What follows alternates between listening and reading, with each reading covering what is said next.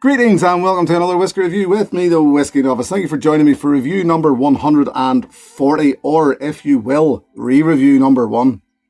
This is something I don't intend to make a habit of, but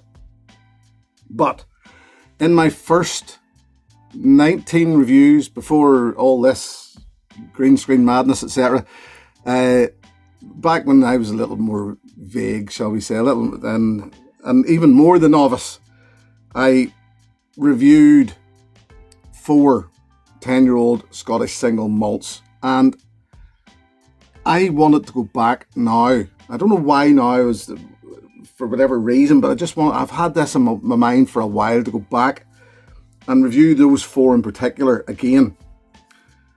There are a couple, at least, that will probably have batch changed a bit. But it's more, the one thing that I'm testing here more so is my palate. That's what's changed. I know that has changed. That was late November, late 2019. It was 2.5 years ago. And I know in that 2.5 years my palate has changed. And this is one in particular that I wanted to go back and have another stab at. I've had at least another... There was that bottle that I reviewed then another one, and then this one. So there's been changes, and mostly I would say those changes have happened to me, to my palate. So I just want to go back in. There you go. We'll get to the details later on, shall we? Details are well mentioned now. Springbank 10-year-old. Springbank there in Campbeltown. As most of us will know or should know by now, very difficult to get one's hands on. Released once or twice a year, and when they do, they just get snapped up. The retail price on this Springbank 10-year-old is £46, a cracking price for what you're getting, but it's selling in the hundreds, which I personally think is shocking. It's ridiculous. Whoever's buying it should be ashamed of themselves at that price, but that's really, who am I? Bottled at 46%, non-chill filtered, no colour added.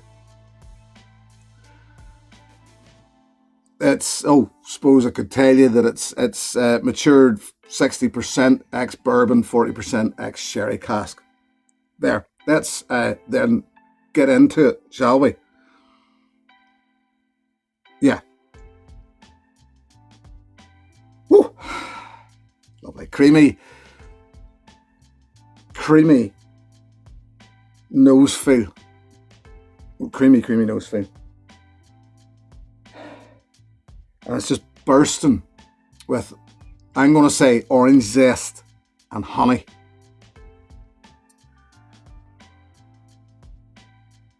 Now, dive a little deeper. Just a little deeper. And you'll start to get sea breeze. There is a brininess. And then, for me, you come across that sweet funk, what we call the Springbank funk, or the Campbeltown funk is starting to become almost, which for me shows itself, and I've said this before of other Springbanks, but to me it's always the same thing. It's 3-in-1 oil. It's slightly industrial, WD-40 or the likes,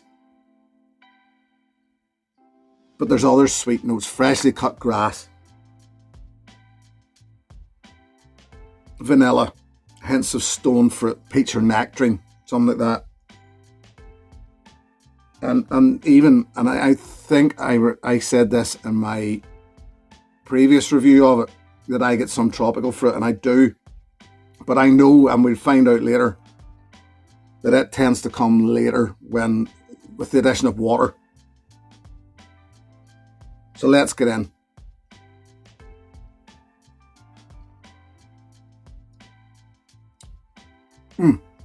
Oh, sorry. It was good there for a second, and then you get that second rush. It's a soft, sweet and sour arrival. That sea breeze is there again, but it's starting to show itself now as more of a smokiness. but it's there.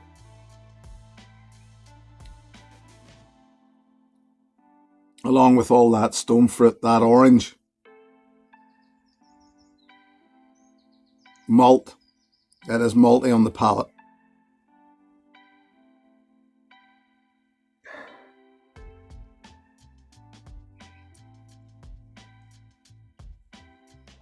More vanilla. Orange, as I said. The funk carries through, and the sweetness. And I think the addition of the mouthfeel, which it's an oily, dirty mouthfeel with Springbank because of that worm tub, the inclusion of the worm tub condensing. So that oily mouthfeel just adds to that funkiness and the dirtiness.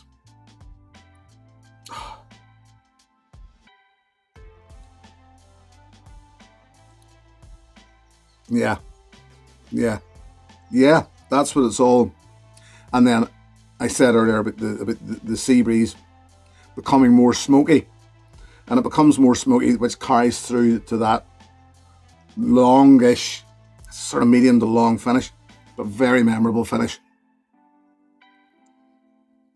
Smoke's hanging about, digestive biscuit. Yeah. It's peppery, but it's bright.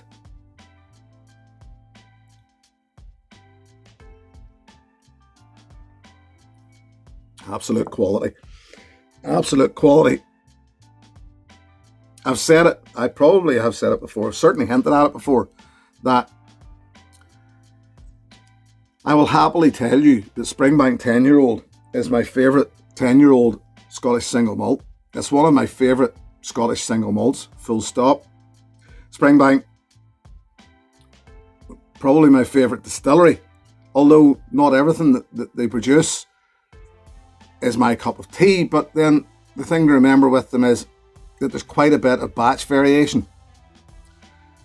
And because of that batch variation, something that doesn't necessarily, the 10 I think tends to stick quite close to the mark.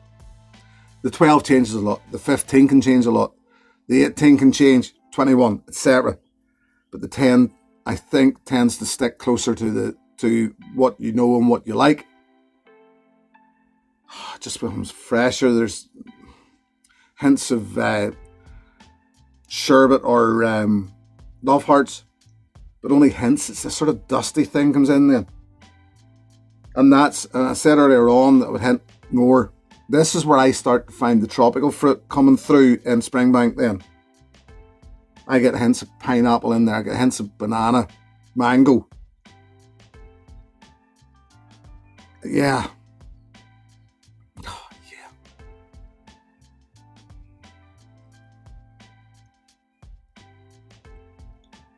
Palate becomes a little brighter as well. Fresher, cleaner. Not just as dirty with the addition of the water. Really well balanced. You will see this fog. This will cloud pretty quickly.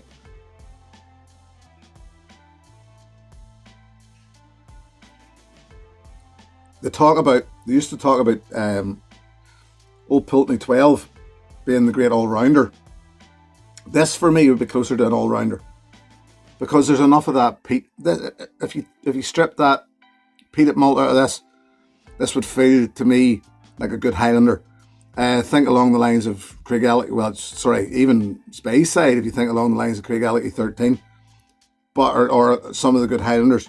So it's got a lot going on, but that addition of the peated malt then pulls in the island feel.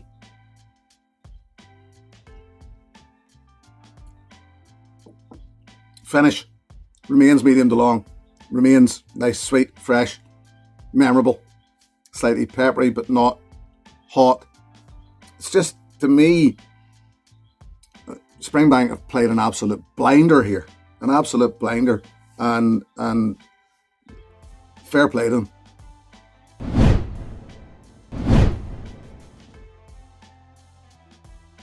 So this is as good as it is.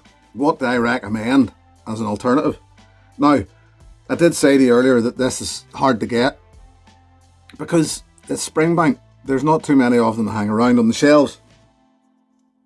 It's just a fact of life now, unfortunately. So what would I recommend? Well, I actually mentioned one the other week that has got a Springbank feel for me, and one that you can get. I was going to say readily available. I suppose it is fairly readily available, but more expensive than this off the shelf. And it's this. It's the Whiskey single malt, because it just had the same feel. It's Japanese. It pulls an awful lot of what it is from Scotland. But it also, remember, Masataka Taketsuru did his initial training in Scotland in Campbeltown. So, maybe there's a Campbeltown feel in this. And this is what Yoichi or Nika were aiming for with this one. But I just know, and I remember, this would feel more peated. You can feel that there's definitely more peat malt influence on the Yoichi than there is in the Springbank. Definitely. But they still have that feel. This coal-fired stills, and I think that adds a bit to that grip, that feel. Springbank, as I said, it's. I'm convinced it's the worm tub gives it that dirt, that filth. But both crackers, absolute cracking whiskies, both. If you can't get your hands on Springbank 10 and you haven't tried Yoichi single malt, give it a go and see what you think. When I reviewed this in 2019, I may or may not, I can't remember, have said that I will keep a sample from that bottle, and I did. And this is that sample. I actually kept a sample before I reviewed it. I had already poured away a sample on the 29th of the 9th, 2019. Now that would have been the 2019 bottling.